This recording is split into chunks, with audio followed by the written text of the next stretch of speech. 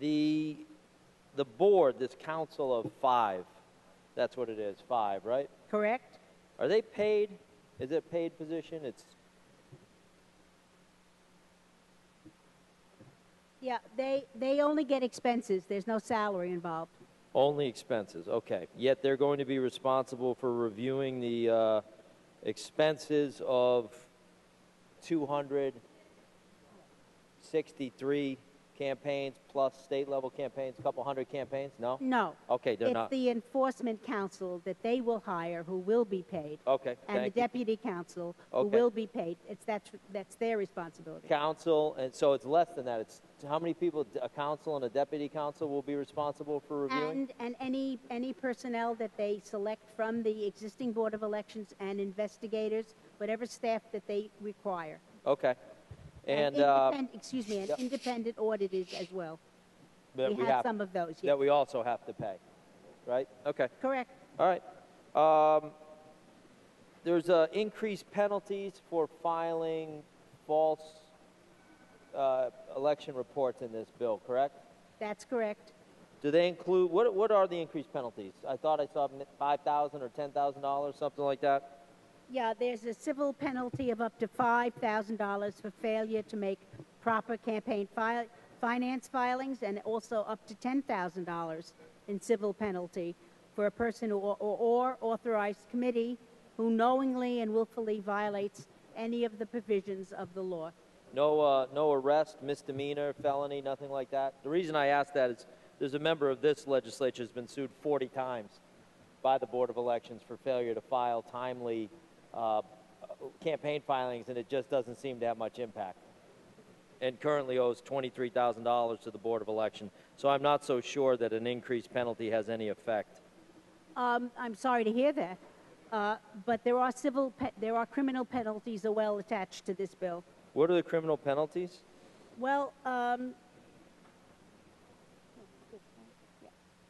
to read just two of them to you, any person who knowingly makes a false statement or knowingly omits a material fact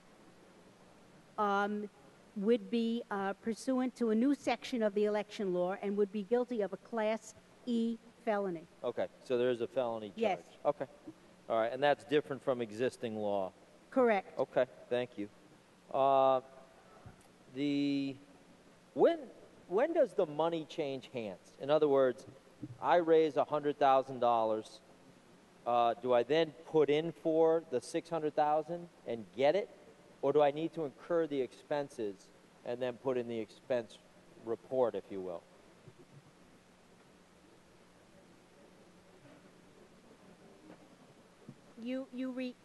First of all, you have to have an opponent, right? We've discussed that several times.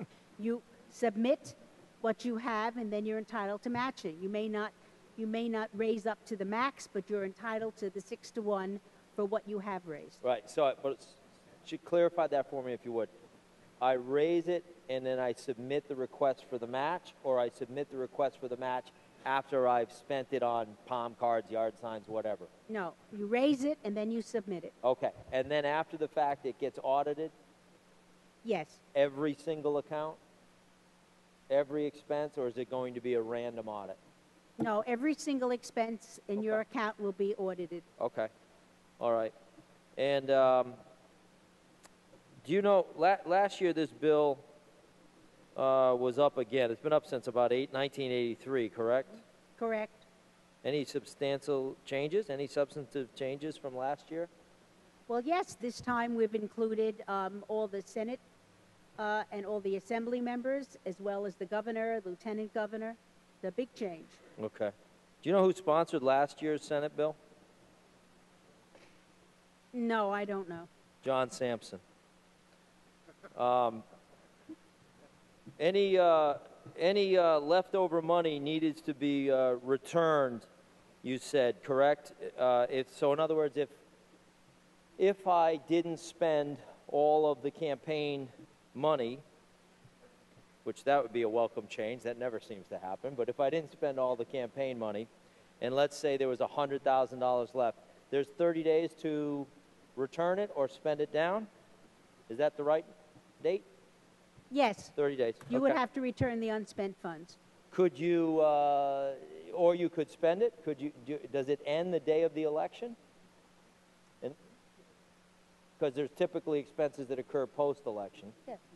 You could do, you would, I would assume you might have some expenses post-election. Yep. You could use the money for that. You'd have to show the receipts for that. You might have a printer that you haven't paid till after the fact. Okay, yeah. What about like a campaign consultant? Could you maybe get a campaign consultant, for some post-campaign type stuff, or could you use the money in that regard after the fact? Well, you'd certainly have to make a solid case that you needed this campaign person after the election, which you Okay. might, but it would certainly be audited, and you'd have to make a good case for spending the dollars for that. And would you in fact be returning other people's money? In other words, if I had $100,000 left over, some of that was public money, but some of that was direct contribution from supporters, correct? Theoretically, I mean, you couldn't say that it was all. If I got $600,000 or $500,000 of matching funds, had $100,000 of money that we raised, and you were left with $100,000 at the end, you couldn't specifically say that that's all public money. Some of that money could have been raised from your own contributors, correct? It could be, but you still would have to return it. You'd have to return it. So I'd be returning supporters of mine to a general fund. Is that where it's going?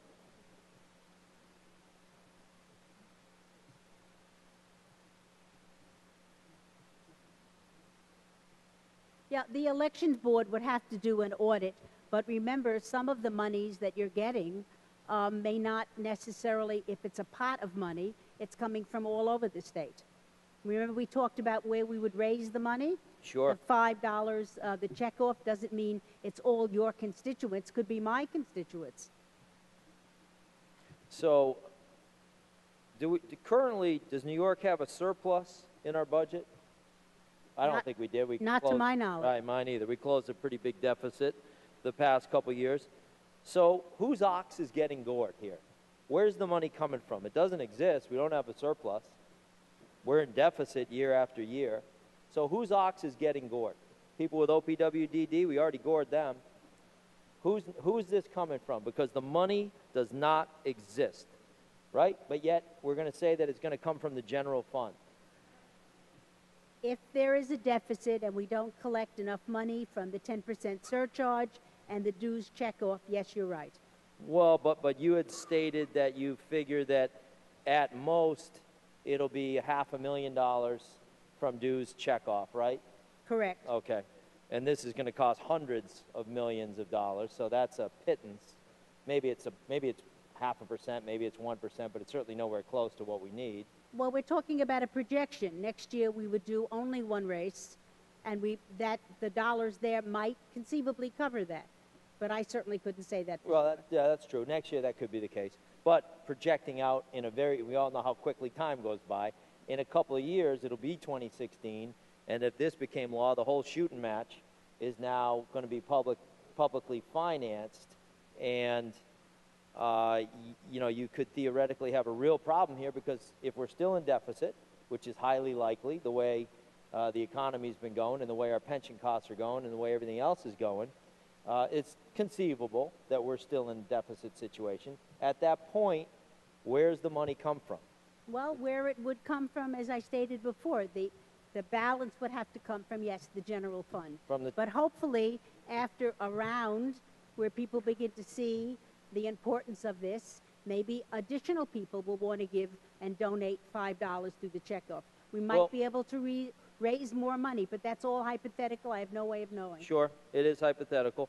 Of the $5, there's some administration that takes place there, too. It's not a direct $5 to the fund, because we're paying people to administer the contributions, right? Any idea what percentage that would be? No. Okay. But there is a cost. I mean, it's not just a checking off $5 and $5 is going directly. There's some kind of processing. There's something going on here. But yet, that hasn't been figured out.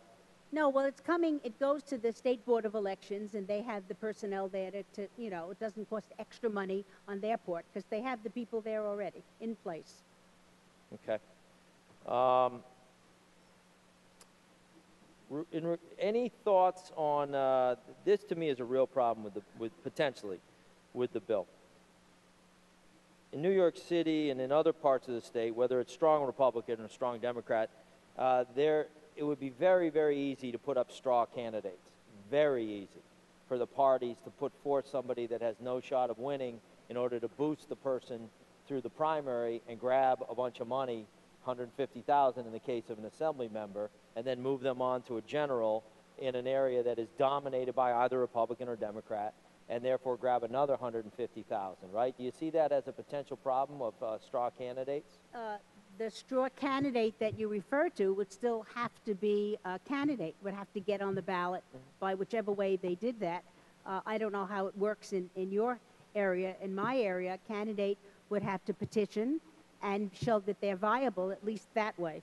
Oh, it's the same way everywhere. You get Yes. signatures and you get on the ballot as a registered member of that party, right? And Not it's that more hard. difficult to be a straw candidate if you're not willing at least to make that much of an effort. Well, not if you're being pushed by the party itself to go out and do that, is my problem with this. I think it's going to be readily apparent that we get straw candidates being put up if this bill becomes law. We had a senator just indicted, he allegedly, pursuing the mayoral nomination, and a big part of that was so that he could capture taxpayer dollars, so he could capture the matching funds. Pretty good shot that he had no chance of winning the mayoral race, but he had a heck of a good chance of getting matching funds. So he was pursuing that. The exact thing we're trying to prevent in this bill is exactly what he was allegedly doing, is pursuing matching funds. Well, you may be privy to more insider information than I have. I don't know that for fact. No, I just read the paper. Okay, so, all right, so you don't, that's, okay, thank you, Joan, I appreciate it. You're Thank welcome. you for the indulgence. Mr. Speaker, on the bill. On the bill, Mr. McLaughlin. In a week like this that we've just gone through, in a month like this where people are getting indicted left and right, we bring this out, and the sentiment may be there to try to remove the money from politics. This is not going to do it. This allows all kinds of loopholes to take place. We have a state budget that is in deficit constantly. I don't know where this money is going to come from. This is taxpayer money. We can call it the general fund, but it is the taxpayers of New York who will foot this bill. And when asked the questions, do you support public financing, pretty much they all say yes, it sounds good. When you ask, do you support public financing with your tax dollars, overwhelmingly they say no. So they get it. When they're phrased the question correctly, they understand what's going on. We cut $110 million from people with OPWDD. We fought for hours on this floor, a long debate about restoring that money. What did we get back? $30 million. They're still down $90 million. But yet, we're going to talk about funding our campaigns with public money, with taxpayer money, rather than take care of people that need it the most. It makes no sense to me. And I think when the people watch this debate that took place today, it's going to make no sense to them as well. They get it. They understand what's going on here. This is an incumbent re-election scheme. Does not need to be done. And quite frankly, as a member of the minority, it would make my life a lot easier. I can easily go out and raise $100,000 and get another $600,000 from the state taxpayers. That really makes our life easier in the minority. But it's still the wrong thing to do, and that is why I'm voting in the negative. Thank you.